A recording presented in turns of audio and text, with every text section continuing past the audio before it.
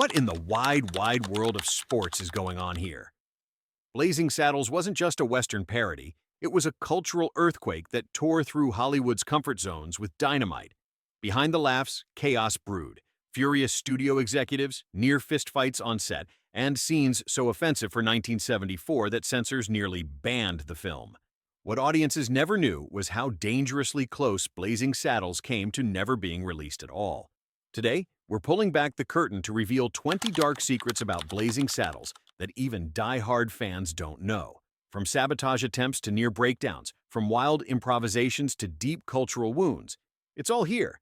And wait until you hear the bonus fact, a revelation so bizarre it almost rewrites the film's legend. Strap in, let's ride. Richard Pryor was supposed to star. Originally, the role of Bart, the black sheriff, was written for Richard Pryor. He co-wrote the script with Mel Brooks and injected much of the biting racial satire. But Warner Brothers executives feared Pryor's reputation, his drug arrests, and volatile public image would sink the film. Instead, Cleavon Little was cast. Pryor reportedly joked, "They didn't want me in the saddle. They just wanted me at the typewriter." The studio thought Little was safer, but his calm, cool delivery brought unexpected depth. What audiences didn't know was how furious Pryor was, feeling Hollywood once again robbed him of a starring role. Ironically, Pryor later admitted Little's performance was perfect, though he never forgave the studio. It wasn't a rejection, it was a theft cloaked in caution, and it haunted Pryor's career as a reminder of doors slammed shut. Studio executives tried to cancel it. When Warner Brothers first saw a rough cut, executives panicked. They thought the movie was filthy, offensive, and unreleasable. They demanded Mel Brooks cut entire scenes, racial slurs, flatulence jokes, and a closing sequence mocking Hollywood itself.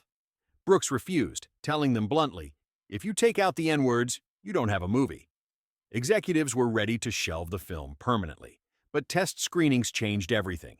Audiences roared with laughter, standing up to applaud. Executives suddenly flipped, pretending they'd supported Brooks all along. The film went from near-death to box office legend overnight. It wasn't cautious editing that saved Blazing Saddles. It was raw, unfiltered rebellion that terrified the studio but electrified the audience. Gene Wilder replaced Gig Young at the last minute. The role of Waco Kid was supposed to go to actor Gig Young, but disaster struck on day one of filming. Young showed up drunk, sweating, and shaking uncontrollably. He collapsed during a scene and had to be hospitalized for delirium tremens, a brutal symptom of alcohol withdrawal. Production halted in panic. Mel Brooks immediately called Gene Wilder, who had just worked with him on Young Frankenstein. Wilder jumped in, arriving the next day, and transformed the role with his deadpan charm. That casting change was pure chance, yet it created one of the most iconic duos in comedy. Not a polished plan, a collapse, a scramble, and a lucky phone call saved the character from disaster. The campfire scene nearly got it banned. Today it's legendary. Back then, it was unthinkable. The infamous campfire scene, with cowboys loudly passing gas after eating beans, horrified Warner Brothers censors. Bathroom humor on screen for a major studio release? It was unheard of. Brooks defended it as a satire of Hollywood's fake cowboys, who never had dirt under their nails or human flaws. He insisted, "Cowboys eat beans. Cowboys fart."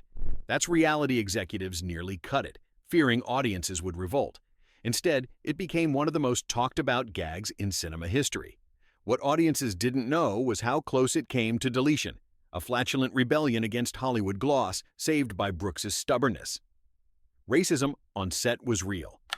The film mocked racism brutally, but the cast still faced it in reality. Cleavon Little recalled being ignored by crew members who were uncomfortable working with a black lead. Extras in the infamous "Welcome Sheriff" scene spat at the ground and muttered slurs off camera. Brooks later said, "It wasn't acting. That was real hate." The movie used comedy to expose bigotry, but filming it meant living through it. Little's calm dignity on screen wasn't just performance, it was defiance. The line, "Where the white women at?" played for laughs, but behind the scenes, Little endured open hostility from some who didn't want him there. The comedy wasn't just scripted, it was survival through satire. Mel Brooks played multiple roles to save money. Mel Brooks didn't just direct Blazing Saddles. He slipped into the film as three different characters: Governor Lepetomaine, a Native American chief, and a Yiddish-speaking Indian. Why? Partly for fun, but mostly to cut costs. Warner Brothers wasn't eager to fund multiple cameo actors for what they considered a risky comedy. Brooks, who came from a background in sketch comedy, simply filled the roles himself. What audiences didn't realize was how much strain it caused, switching costumes, staying late for extra shoots, and juggling directing duties. He later admitted it nearly exhausted him, but the triple performance gave the film a surreal edge, showing that absurdity wasn't just in the script, it was baked into its DNA. It wasn't vanity, it was survival. Brooks saved his movie by quite literally stepping into it, again and again. The opening song was sung by a real Western star. That soaring title song wasn't some studio impersonator. It was sung by Frankie Laine, the famous cowboy balladeer who recorded classics like Rawhide. Here's the catch. Brooks never told Laine the movie was a parody. Laine performed it as if it were a serious Western epic, belting out the lines with absolute conviction. Brooks later laughed, saying, "If he'd known it was a spoof, he would have winked. But I needed him to play it straight." The result? The song elevated the absurdity because it sounded too real for such ridiculous comedy. What audiences didn't know was that the film's satire worked precisely because Laine was kept in the dark. Not a parody within a parody, but a parody framed by deadly serious music. Harvey Korman's Hedley Lamar almost got him sued. Harvey Korman's villain, Hedley Lamar, was meant as a sly joke on screen siren Hedy Lamar. But the real Hedy wasn't amused. She threatened Warner Brothers with a lawsuit for defamation, claiming the film was mocking her name and reputation. The studio settled by adding a legal disclaimer and cutting her in on compensation. Korman, meanwhile, leaned into the absurdity, insisting characters pronounce it Hedley while being constantly mistaken for Hedy. Audiences roared, but behind the laughter was real legal danger. Brooks later admitted he thought she'd laugh along. Instead, she saw red. It wasn't just parody. It was a lawsuit waiting to explode. And for a moment, Blazing Saddles looked like it might go down in flames in a courtroom. Cleavin Little used tricks to outsmart racist extras. In the infamous scene where Bart points a gun to his own head to escape a mob, Cleavin Little improvised small touches that weren't in the script. He played it with quiet dignity, mixing slapstick with real menace. But behind the camera, he had to navigate extras who refused to take direction from a black actor. Some muttered slurs, others rolled their eyes during rehearsals. Little handled it by going bigger, delivering exaggerated line readings, forcing laughter out of even the hostile ones. Brooks praised him, saying, "Cleavin saved scenes by making hate look foolish." What audiences didn't see was Little's balancing act, protecting himself while still making comedy land. It wasn't just performance, it was a masterclass in turning prejudice into punchlines. The studio tried to cut the ending chaos. The movie's climax, where the Western set erupts into Hollywood chaos, spilling into a musical soundstage and ending in a movie theater, nearly didn't happen. Warner Brothers executives demanded Brooks change it, arguing it was too weird and broke the story. Brooks fought fiercely. He believed the finale proved the entire movie was a satire of Hollywood itself, not just Westerns. Test audiences agreed. The ending brought the house down. Still, the fight with the studio was brutal. Brooks once said, "They wanted a neat ending. I gave them an explosion." That chaos wasn't an accident. It was a declaration of war against tidy Hollywood formulas, and it turned Blazing Saddles into something bigger than a Western parody. It became an attack on the very machinery of movie making. Gene Wilder almost quit mid-shoot. Even though Gene Wilder saved the film by stepping in as the Waco Kid, he nearly walked away. Wilder was used to structured sets, but Blazing Saddles thrived on chaos. Brooks encouraged improvisation, endless retakes, and constant changes to the script. Wilder once told Brooks, "I can't work like this. You're killing me." Tensions grew when Wilder felt his deadpan timing was being overshadowed by constant slapstick. Brooks smoothed it over by giving Wilder more space for long pauses and subtle reactions, like the quiet, drunken introduction of the Waco Kid. That compromise kept Wilder in the saddle. What audiences didn't know was how fragile his commitment was. If Wilder had left, the movie might have collapsed. It wasn't an easy partnership. It was a knife-edge balance between chaos and restraint. Slim Pickens was too real. As Taggart, Slim Pickens wasn't just playing a cowboy, he was one. A real rodeo rider, stuntman, and Western veteran, Pickens didn't need coaching to swagger around as Taggart. But his authenticity cut both ways. He refused to memorize full scripts, preferring to ad-lib lines like a man on the prairie.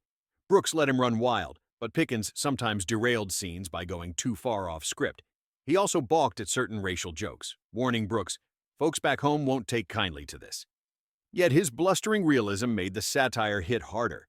He wasn't a polished comic actor, he was a rough cowboy forced into a world of absurd comedy, and that collision gave the film its edge. It wasn't acting polished, it was raw frontier grit turned into comedy fuel. Warner Brothers wanted a big star sheriff. Before Cleveland Little was cast, Warner Brothers executives pushed for a bankable black star to play Bart. Names like Sidney Poitier and James Earl Jones were floated, but Brooks resisted. He wanted someone who could balance cool intelligence with razor-sharp humor. Little, a classically trained stage actor, wasn't a household name, but Brooks trusted him. The studio doubted his box office appeal and pressured Brooks to reconsider. Brooks stood firm, saying, "This isn't about a name, it's about a performance." Ironically, Little's underdog status made the sheriff's struggle more believable. Audiences saw a man underestimated, both in story and reality, rising to the challenge. Not a glossy star vehicle, a gamble that became a triumph. But behind the scenes, it was a constant war with studio casting demands. The N-word debate nearly tore the crew apart. The use of racial slurs in the film wasn't casual. Brooks and Pryor insisted it was necessary satire to expose racism. But not everyone agreed. Crew members, and even some actors, were uncomfortable repeating the language on set. David Huddleston, who played Olson Johnson, later admitted it made him sick. But Cleveland Little argued that stripping the language would neuter the satire. You can't fight racism by hiding it. The debate grew heated, with some crew threatening to quit. Brooks compromised by reminding everyone that Bart always outsmarts his oppressors. The joke was never on him. Still, shooting those scenes was tense, with emotions running high. What audiences laughed at on screen was forged in genuine discomfort and conflict behind the camera. The premiere left Warner executives speechless. When Blazing Saddles finally premiered, Warner Brothers executives braced for outrage. Instead, audiences roared with laughter, some even standing on chairs to cheer. Yet the executives sat frozen, horrified that they'd backed something so outrageous. Brooks recalled, "They looked like pallbearers at a funeral. They feared lawsuits, protests, and box office disaster. But within weeks, the film exploded into a hit, proving them wrong." The executives' silence at the premiere captured the chasm between studio conservatism and public appetite for daring comedy. It wasn't cautious Hollywood leadership that made Blazing Saddles a classic. It was Brooks' refusal to bend. The laughter in theaters wasn't just amusement. It was rebellion against safe, sanitized comedy, a rebellion the studio never saw coming. Dom DeLuise's cameo was a nightmare to shoot. The big finale, where the Western brawl spills into a Hollywood musical set, features Dom DeLuise as a flamboyant choreographer. What audiences didn't see was how much trouble that short scene caused. DeLuise was a notorious prankster, constantly cracking up the cast and ruining takes. Brooks, usually tolerant of chaos, grew frustrated as hours slipped away. Crew members groaned as every ruined take added thousands of dollars in overtime. Wilder finally stepped in, telling DeLuise, "Play it straight once, for God's sake." The take that made it into the film was the only one where DeLuise kept a straight face.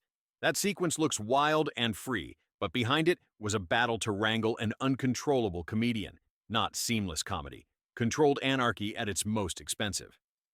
The movie faced boycotts across America. When Blazing Saddles hit theaters, it wasn't embraced everywhere. In several southern states, civic groups and church leaders called for boycotts, accusing the film of being filthy, blasphemous, and racist. Some theaters even refused to screen it. Brooks defended the movie in interviews, insisting, "It's not about race, it's about the stupidity of racism." Ironically, those boycotts fueled more curiosity, driving audiences to see what the fuss was about. The controversy only amplified its cultural impact. The film didn't just break Hollywood taboos, it broke social ones too, forcing a national conversation about what comedy could and should tackle. Not just entertainment, a grenade lobbed into America's culture wars. Madeline Kahn's performance nearly stopped the film cold. Madeline Kahn, playing the torch, singer Lily von Stupp, was such a scene stealer that Brooks briefly worried she'd overshadow the entire movie. Her sultry parody of Marlene Dietrich left audiences howling, but the production wasn't laughing. Kahn demanded dozens of costume fittings, script adjustments, and line rewrites to perfect her character. At one point, crew members complained she was slowing everything down. Brooks disagreed. He gave her free rein, saying, "She's not in the movie." The movie is in her. That indulgence paid off. Kahn earned an Oscar nomination for the role. What audiences didn't realize was how close her diva-like perfectionism came to halting production. Not vanity, precision disguised as excess. and it carved her into Hollywood history. Brooks got death threats over the film. Not everyone laughed at Blazing Saddles. During production and after release, Brooks received anonymous threats. Letters accused him of corrupting morals and spitting on Western tradition. Some were explicitly racist, targeting the decision to center a black hero. Warner Brothers increased security at premieres, fearing violence. Brooks later admitted he was shaken but refused to bow. If you're not making someone angry, you're not saying anything. The threats underscored how dangerous the movie's satire was in 1974. It wasn't harmless fun. It was a live wire, sparking fury in a country still raw from civil rights battles. Comedy became protest, and the price was fear. The cast bonded through chaos. Despite the fights, tensions, and chaos, the cast grew closer as production dragged on. Cleavon Little and Gene Wilder formed a real friendship, often improvising off-camera together to keep spirits up. Harvey Korman, though exhausted by his villain role, admitted he loved the freedom Brooks gave him. Even Slim Pickens, gruff and skeptical, later called the shoot the wildest ride I ever had. The cast realized they weren't just making a movie. They were tearing down barriers, satirizing Hollywood itself, and risking their careers in the process. What audiences didn't know was how much solidarity held the film together. Not polished professionalism, brotherhood born out of risk and rebellion. The film almost had a sequel, called Blazing Samurai. Few fans know this. Warner Brothers once floated the idea of a sequel titled Blazing Samurai.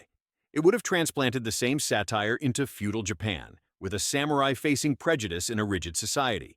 Brooks considered it, but feared repeating himself. The idea sat dormant until decades later, when it was reimagined as an animated film, renamed Paws of Fury, The Legend of Hank, 2022. That movie loosely borrowed the Blazing Saddles DNA, with Brooks himself voicing a character. The strangest part? What began as a scrapped sequel eventually resurfaced almost 50 years later as a children's comedy. Not a forgotten idea, a ghost of satire reborn in disguise. Blazing Saddles wasn't just a parody, it was a war cry disguised as slapstick, a fearless assault on Hollywood's fear of offense. What looked like chaos was carefully aimed rebellion. Its legacy isn't just laughter, it's proof that comedy can challenge power, rewrite rules, and outlast every censor who tried to silence it. So hit that like button, subscribe for more Hollywood secrets, and remember, in the world of comedy, sometimes the most dangerous weapon isn't a gun, it's a joke.